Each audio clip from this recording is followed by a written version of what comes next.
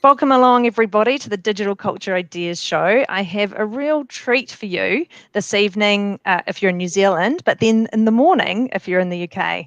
So I've got Damon Anderson here with me. He's coming in from the UK and he's the Director of Operations UK and EMEA for Xero. So welcome to the show, Damon. Hey, Hills, how you doing? I'm really good. Thank you. Look, and this is really special to have you on the show because you're actually a close personal friend of mine. My husband had the good idea to make you one of his groomsmen at our wedding, and kind of that's how we basically know each other. And, I think the world of you, and it's been so exciting to watch your career unfold over the years. And you're a New Zealander, born and raised, absolutely, but you've decided to domicile in the UK and have a wonderful wife over there. So I guess you're kind of like a global New Zealander. Can I call you that? Because I still kind of feel like you belong to us as much as you do the UK. Anyway, you've got a great story. Traveling from New Zealand over to the UK and the many amazing roles you've done. I think it'd be really great context for our listeners if you gave them a view of what your story is. Okay, I'm definitely a Kiwi, so especially when it comes to rugby, that is the golden rule. So yeah, I mean, I'm from Dunedin originally. I've been in the UK 18 years. I ever since I was like a kid, I was into technology. I remember I used to make computer games when I was 8 and I was trying to sell them on the back of the newspaper by the time I was 10. So I was like, doesn't surprise me. and then all sorts of, but I was always it was always just like technology and business were sort of like two things that have been with me my whole life. And then I grew up, I went to Otago University, had a great time, also managed to get some study in there, which was cool.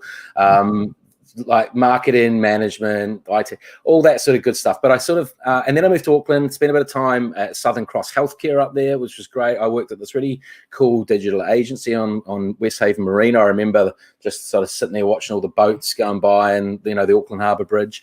And then I thought, you know what? Everyone's going to the UK. Actually, Tom, your husband, was in the UK. Mm-hmm. And so I thought, that's it. I'm going to do the big OE and I'm going to jump ship. And so I moved to the UK 2004.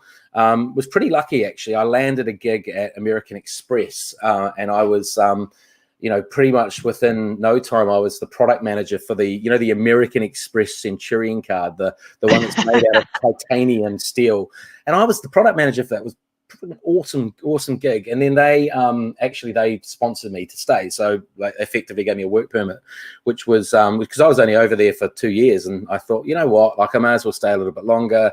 Got sponsored on a work permit, and then just had a blast. Really enjoyed Amex. I was like this sort of little Kiwi kid from Dunedin and the skyscrapers of London, with everyone was in waistcoats and suits, and I was just sort of learning the trade, I guess. And then but really enjoyed that, and then ended up spending a bit of time at Visa, and I went to WorldPay. WorldPay was cool. That was after the global financial crisis, Royal Bank of Scotland were one of the banks that were forced to basically downsize and sell off all of their non-core assets, one of which was a payments division called WorldPay, or Streamline International at the time.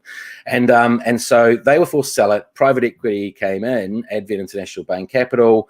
They needed someone to run product for the e-commerce business, and I'd sort of almost worked out how to be a technology product leader, but I kind of just went along and did it, and got the gig. And then 5 years later, we IPO'd on the London Stock Exchange. WorldPay's now got on to sort of be acquired twice since. So, but it was just an extraordinary experience. One that I mean, it was the biggest fintech IPO ever on the London Stock Exchange, and the biggest IPO, I think, in 10 years when we listed for about 7 billion market cap. And I was knackered. I was like, what am I going to do now? It was one of those sort of burn the candle at both ends sort of gigs. So then I came across this little company called Xero, and Xero at the time was not very big in the UK. I had not really heard of it. I mean, the weird thing is I'd lived in Wellington, literally around the corner from where the Xero office is now in Wellington. But back then it didn't exist. So I sort of said, that's really interesting. I sort of it was a Kiwi company. It was like this David Goliath story of taking on the world. It was had this amazing business model, and it looked like a company with real purpose. And I love the idea of really technology for small businesses. They've always historically had been ignored by big tech. It's always like big enterprise or consumer, and small business has always been left behind. So I really love that sort of purpose, and so got in touch and managed to get a role there. That's the rest is history. And I've been sort of in various roles, but the director of operations, which is effectively running the UK and EMEA business across UK, South Africa, and Ireland are the core markets, and then we operate in pretty much every market across EMEA. It's great fun and absolutely loving it. And the only thing I would say is I've also moved to the coast as well. So I don't even know if I have told you that, Hills, but yeah, we jumped ship and we moved down to the beach. That was sort of a lockdown choice. We thought, if we're going to live somewhere, why don't we live by the beach? So we've moved down to the Dorset coastline, and it's just amazing. Well, it'll be amazing out here when the weather starts to pick up, but it's Sure. It's pretty cool. Oh, awesome. And there's a lot of that actually moving away from big cities now with COVID. That's kind of opened that up for people. But how fitting that you should work for a New Zealand domiciled, I think the term is, isn't it, company, yeah. But from the UK. That's brilliant. That's you all over. So that's so exciting. Hey, and so through your career, so obviously you've moved from different roles where you were kind of technical leader and a practitioner, if you like, through to managing people, and now you're managing whole operations. How did you kind of make that decision between being a practitioner and then moving into people leadership? I know personally when I was thinking about that, it was like, I don't want to give up the doing piece, but then I kind of realized you can actually do more through other people. But what was that like for you? How did you make that decision? Well, I don't know if there was ever sort of like a moment where I sort of decided, like, right, I'm going to be a leader. Actually, there probably was. Like, there was one thing that happened to us. So, what happened to me when I was at WorldPay, we did these amazing like journeys. They were called these leadership journeys, and effectively, we got basically, they took a whole bunch of like the high potential and leadership team. Put them on a plane. We didn't know where we were going, and basically it's a long story, but dropped us in the Jordanese desert. And wow. And we spent a whole week kind of trekking across the desert. It was like this incredible sort of leadership journey where the whole thing is sort of self-discovery, and you learn about what you are, and us bonding as a team. And it was basically a team offsite, like kind of gone nuts. It was crazy. And I was like fortunate enough to be in this, and I was in the Jordanese desert, and there was this exercise that they did where they basically said, like, just go away, sit somewhere in the mountains and sort of take a moment to think like who you are, like what really drives you, what's your experience been in your life, what's happened to you when you were a kid, like basically from kindergarten onwards, like just really go off and sit in the Jordanese desert and pontificate on that. And I did that, and I remember coming back, and we all sort of got together as a group, and we were going around the circle, and people were like just like bursting out in tears and talking about like the most incredible sort of life stories. And I think it was at that point I was like, well, who am I? Like, well, actually, am I kind of just going to be really good at what I do, or have I got an opportunity to help others, and like to help other people grow and to sort of be what they can be, and what's my purpose, so, and it's like, that basically it's that sort of cliche, but the world is bigger than just you. And when that kind of moment clicks, I was like, well, actually maybe I have got the skills to help other people.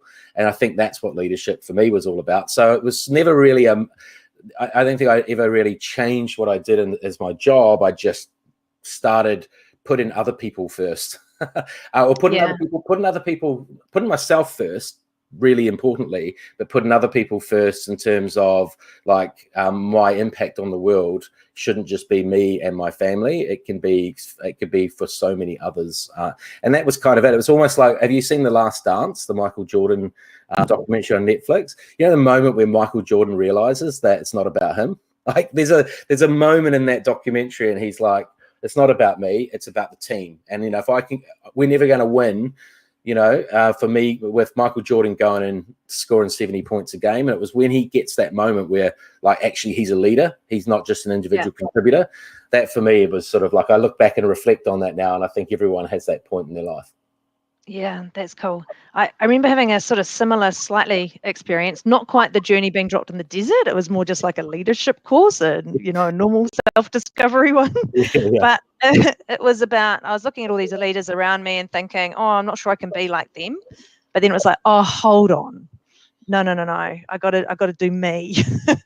And then that's the moment I think when I kind of seriously thought about leadership as well. So I could well, relate to what you're saying. and it's that authenticity, right? Like, it's where you always think that it's some mysterious thing, and actually when you realize that it's just be yourself, Yeah. and be genuine, and just like don't try and be someone that you're not, and just rock in there, and as long as you've got good underlying values, and if you're purpose driven in particular, like everything falls into place. So I couldn't agree more. Yeah.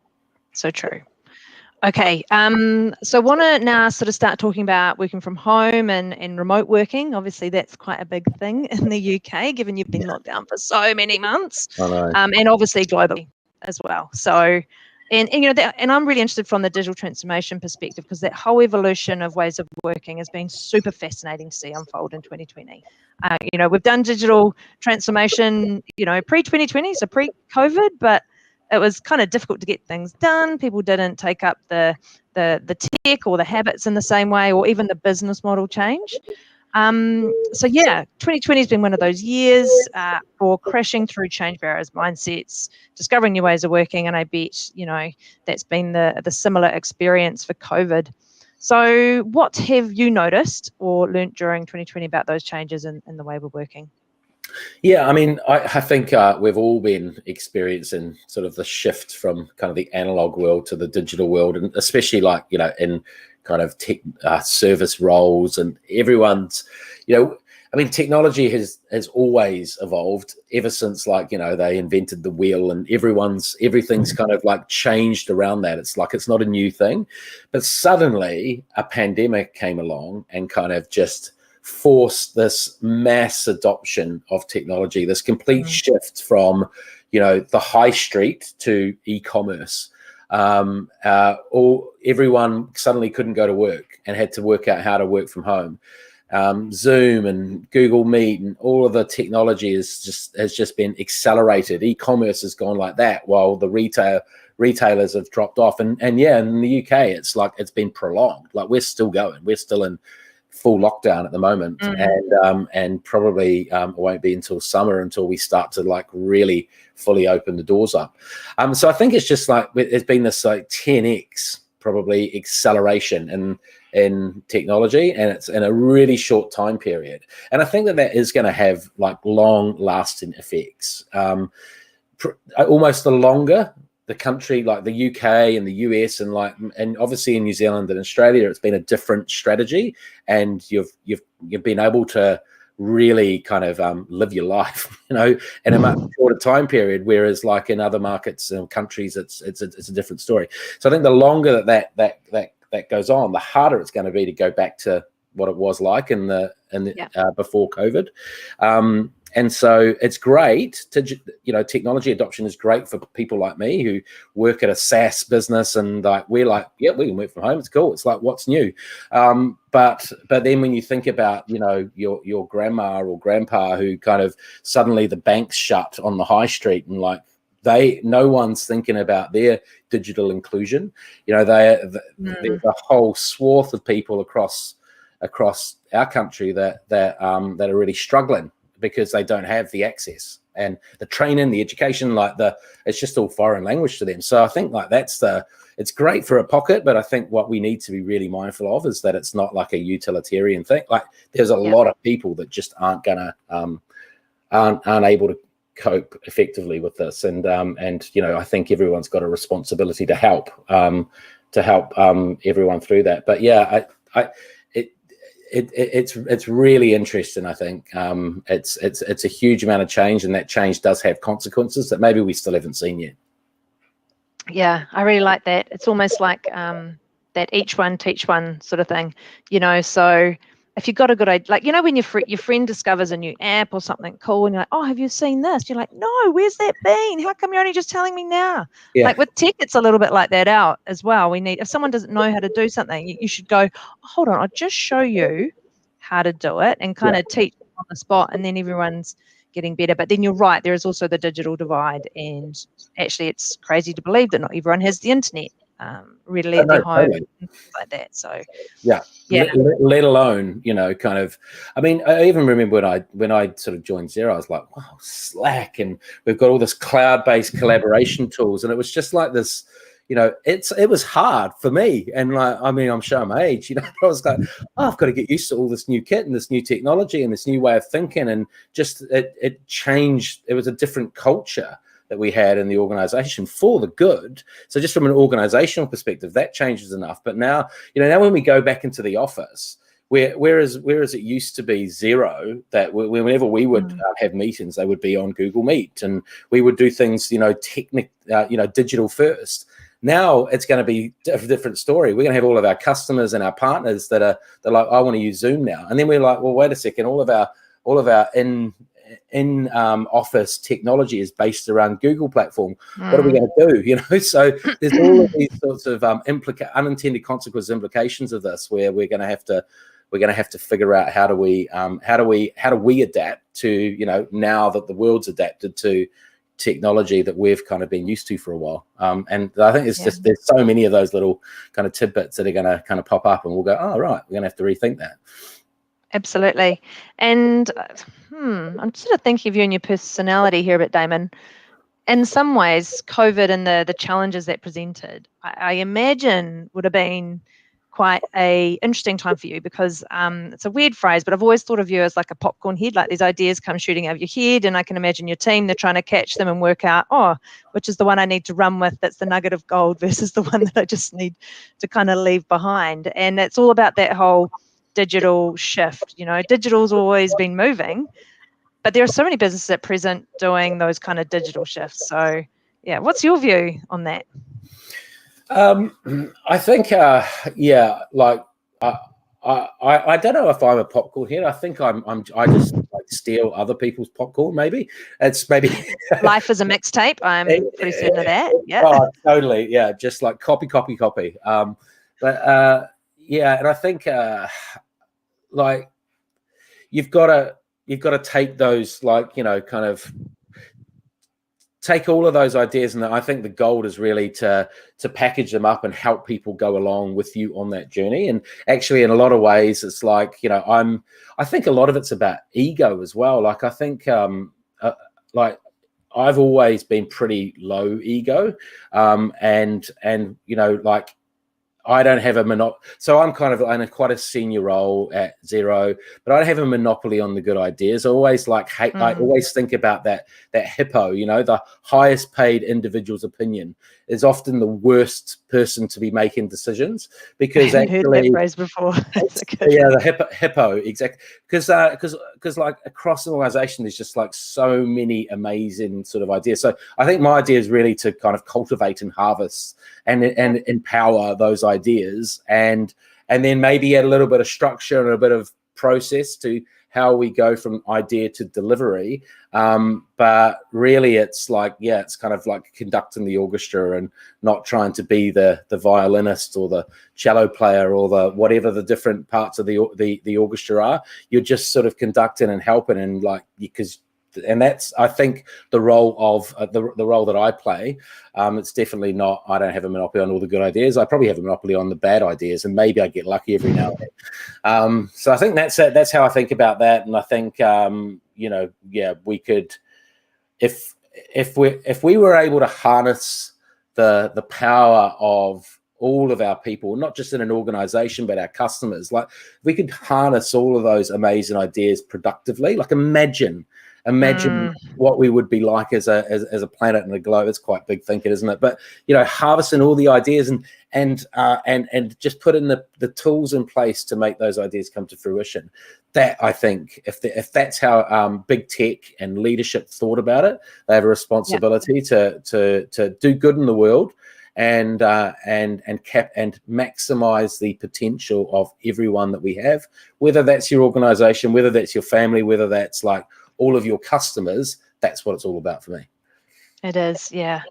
Look, that shift has probably been happening for a while, but it's something that I've in that, because in the governance work that I do on boards of directors, like they're just recently been changing a lot of the definitions around the purpose of a company, and it's not just that financial kind of making more money and revenue. It's really switching to, and we need to help the planet and the people, and you know, do good. And it's like, oh, great to see that finally a little through, appendix. And do good, by the way. Yeah, I mean, yeah. I think Google started, didn't they, with do no evil? You know, so that Yes, was true. sort of that was sort of the mantra from the get-go. I think they've actually got rid of do no evil as a mantra now, which is kind of interesting. But yeah, I think it's not like start with purpose. It's like kind of like attach your purpose on, which is a bit of an interesting way of thinking about it.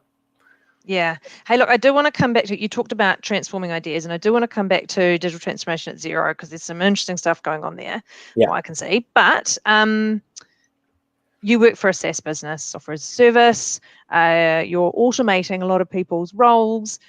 Are robots going to take over the world? Is this what it's about, Damon? Or well, if they are, they're not going to take over the world at the moment, because you know, kind of robots aren't really capable, I don't think, of taking over the world. And like, I mean, I think like there is, you know, on any given sort of time horizon, there's going to be, you know, AI and kind of like machine learning and all that. And I mean, that's just another technology. As I said before, like it's just another technology, right? It is actually a very powerful technology, but technology is not new. I think its significance is like, I think it was Bill Gates has said, like, we always overestimate the change in the short term and underestimate the change over the long term. So, you know, we kind of, I think we're all like panicking that we're all living in this sort of Terminator kind of AI world, when in reality, like right now, and at Xero, and in most companies, we're throwing this sort of, you know, kind of automation and technology at pretty small tasks, you know, like how to reconcile your incoming bank feeds into Xero quicker, and being able to automate sort of past experience and best practice to make that faster. That's not going to, you know, take over the role of like large swaths of people, but it is going to, over time, you know, automate the things that are best done by technology. Now, I think that there is, but yeah, like over time, when you think about this sort of future world in 10, 20 years time, well, if we're sort of sitting around reconciling bank feeds in an accounting software, we probably haven't really progressed as well as we should. We should have bigger problems to solve for in 20 years time. I guess it's like, it's understanding that time period and that time horizon. And also as a big tech, you know, and the technology company, I'm not saying like, you know, Google or Apple or Amazon are all doing the same, but I think the important thing is that they recognize the responsibility of people's livelihoods and jobs. Like, just to go in and suddenly like automate a whole you know, a whole industry, that's not good for anybody. That's not good for the economy. So I think the regulation needs to play a role, but I think companies do need to, going back to that point earlier, really be driven by a purpose. And our purpose is to improve the lives of small businesses, their advisors, and communities around the world. And so if we were putting, you know, accountants and bookkeepers out of a job, we would not be living that purpose. So I think it's really important that companies look at that responsibility to do good, and that will dictate how they approach that. But yeah, over a given time period, I would like to think that those technologies do change, because we will just as a species and our customers and all of our businesses will be having bigger problems to solve in 20 years time. And I would love it if we were solving, you know, kind of energy issues and the, you know, renewable energy and the planet's core issues than we were on some of the stuff that we are today. Yeah, that is true. As technology kind of evolves, then actually business models change and the environment around it. So that's very true. Okay, so Xero digital and kind of marketing transformation. So there's this real kind of phenomenon that is Xero, which I've noticed, and I was kind of like, oh, hold on, what's sort of going on here? You know, like your accountants and your community love you, like as in Xero. I mean, I'm you as well, Damon, but you know, they do, like it's like you've got a following, they're fans. You have these XeroCon conferences, and you actually sell T-shirts at these rather than give away your merch. So that's kind of an interesting thing. And, you've got your awards and all this kind of stuff. And it's pretty crazy. It's like, that conference is sort of like the Glastonbury for accountants, if there is such a thing, which apparently there is because it's Xerocon. Yeah. So yeah, tell me about that. And then also this crazy guy Dexter that you've got as well, which runs alongside. Oh dear. So yeah, I mean, I think Xero, certainly in all markets that it's kind of gone into, it's been a disruptive force. Like it's entered a market where there's an established player that has owned the category and kind of got to that sort of like, the innovator's dilemma point where they're not ready to disrupt their own business. They're in some ways like, it's pretty hard to unpick a consistent stream of revenue. And so every market that has existed in accounting software has had like desktop software. It was built 30 years ago and it kind of was ripe for disruption. So when Xero came in, like I think it's disrupted every market that it's got into and said, hey, there's a better way. And so I think like actually that part of the reason for that love is that it's the product. It's kind of a cloud-based product, so it's just fully on the cloud. There isn't any premise. It's all using kind of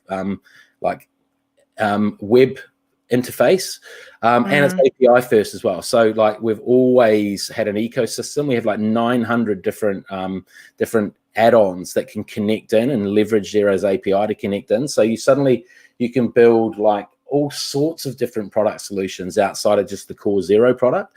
And I think that so first and foremost, product, like that's what's been like kind of, and that's been the big, a lot of the love that I had. I remember my first week I joined Xero, I went and listened to some of the calls that we were making to customers, and people were saying, I love this product. Like, it's my highlight of my day is reconciling my bank fees. Well, I guess it was pretty crap before because it would have been like some kind of spreadsheet, right? That they were trying to like work their way through. And who loves spreadsheets? Not many people. No one does. Or like, you had software on your desktop and you would download it into a disk or something, or your USB file at best, and send that to your accountant, and your accountant would take that and then do your final tax returns. So it was sort of outdated. But I think Xero's phenomenon is really core about the product. I think we have having an amazing purpose, a really genuine purpose that everyone in the company believes in and gets behind.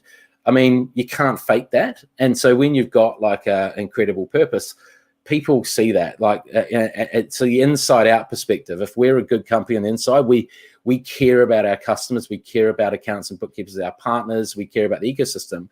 Then that sort of just the rest is sort of obvious. So we have got this bit of this following. Our Xerocons are pretty amazing. But I guess that sort of shows how much we're invested in our community, and that's predominantly accountants and bookkeepers.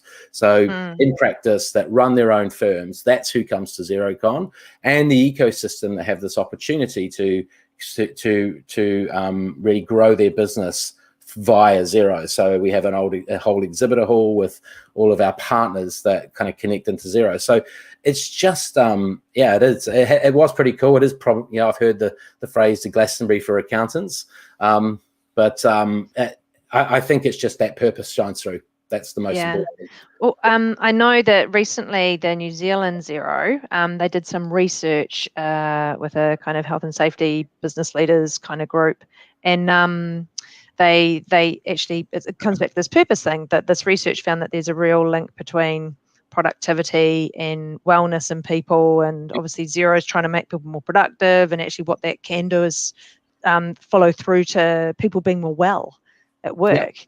I was like, that's kind of cool. Like there's some good, meaningful links that, that research is trying to make. So I thought that was kind of cool that Xero even invested in that, I guess. Yeah, I mean, wellness is a massive area of focus. I mean, particularly with COVID, like, when we think about, when we went into COVID, the first and foremost, the number one priority for us was our people, and to make sure that they were safe, that they were able to kind of, continue to work if they needed help or support from us, and we have an employee assistance program that can help our employees through that process. But I think it's so important, and I think if you've ever heard Craig Hudson, who's our managing director of the New Zealand market, New Zealand Pacific Islands, and New Zealand, and heard him speak about like his commitment to well-being. It's really profound, and I remember seeing Craig on stage at XeroCon telling the story, and it was, about some of the challenges he's had in his life, and just seeing that real genuine commitment to people's well-being shine through. And we definitely take, we think that's incredibly important for us, because it just is so aligned to our purpose as a company. And it's, it's not for any other reason but to focus on good, and focus on the best interest of the people that work with Xero. Yeah. And so what are you looking forward to, Damon? What's Xero looking forward to? Either or. What's coming up? I'm looking forward to coming out of lockdown and getting, because as I said to you, I've moved to the beach. I'm on the south coast in the UK, in Dorset, and I moved here in November, and obviously it's been winter, so I haven't actually had an opportunity to enjoy, sunshine, the beach. It's starting to get a little bit brighter out there, so I'm just looking forward to a proper summer, hopefully out of lockdown, hopefully having quite nice, and then the future, we've got so much going on at Xero, it's unbelievable. So we're launching a whole bunch of new products in the UK. We've got a big regulatory shift in making tax digital that's impacting like so many businesses, and so we're helping small business and accountants navigate that change, that regulatory change, and that's going to be massive for the next 2 or 3 years. There's so much going on, and it's such an interesting and exciting market in the UK, let alone continental Europe and Africa, and the Middle East, which is where we also operate in. So it's just kind of keep focusing on that, and have a good summer, and and really continue the journey that we've been on at Xero, and driving that growth, and sort of like representing this amazing company on the other side of the planet. Cool. Well, you've got a follower in me for sure. So any last words you want to leave people with before we finish up? Oh, last words. No, just I hope everyone's safe and well, and that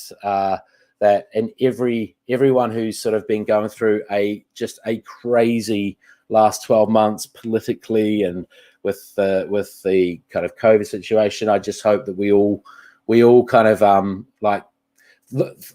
can think, what will we think about in 10 years time? Maybe if we look back, we'll all look back, and we won't laugh, but we will look back, and we'll be able to put things in perspective. And I think that's the main thing. Like, throughout the entire history of humanity, we've always been suffering adversity, and in 10 years time we can look back and go, oh, okay, that was bad, but we got through it, and we were better as a result of it. So I think, maybe, I don't know, that's probably my last words, is I'm just trying to stay optimistic, and just keep plugging away, because like I always think in 10 years time, will it all be that bad? And it probably won't be. Yeah, absolutely. Oh, well, thanks so much, Damon. Really appreciate coming on the show. My love to your family, and we'll speak soon. See ya. Thanks, Phil. See you later.